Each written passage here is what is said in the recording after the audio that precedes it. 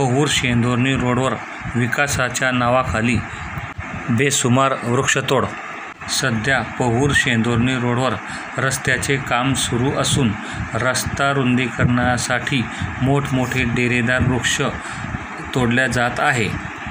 वृक्षाचे संवर्धन होणे गरजेचे असताना झाडांची कत्तल होणार नाही यासाठी प्रयत्न करणे नितांत गरजेचे आहे. सध्या रस्ता रुंदीकरणाचे काम सुरू असून विकासाच्या नावाखाली हिरव्यागार भल्या मोठ्या झाडांचा बळी.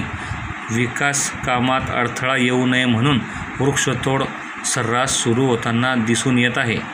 सध्या सर्वत्र वृक्षांची बेसुमार कत्तल होताना दिसून येत असून वृक्षारोपणाचीही नितांत गरज आहे. पहूर शेंदुर्णी रोडवर सध्या वृक्षतोड होत असून त्यामुळे निसर्ग संपत्तीचा ऱ्हास होताना दिसून येत आहे. एकीकडे दिवसेंदिवस उन्हाचा पारा वाढत असून यामुळे तापमानात प्रचंड वाढ झाली आहे. असे असतानाही ही बेसुमार होणारी वृक्षतोड स्वयंचलित यंत्राच्या साहाय्याने ही वृक्षतोड होताना दिसून येत आहे. ही वृक्षतोड अशीच सुरू राहिल्यास भविष्यात मोठ्या नैसर्गिक संकटांना सामोरे जाण्याची शक्यता निर्माण झाली आहे.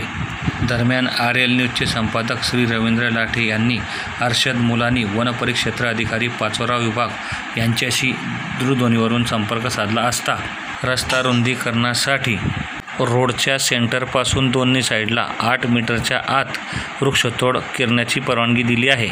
श्री रवींद्र लाठे, RL न्यूज, पहूर तालुका जामनेर.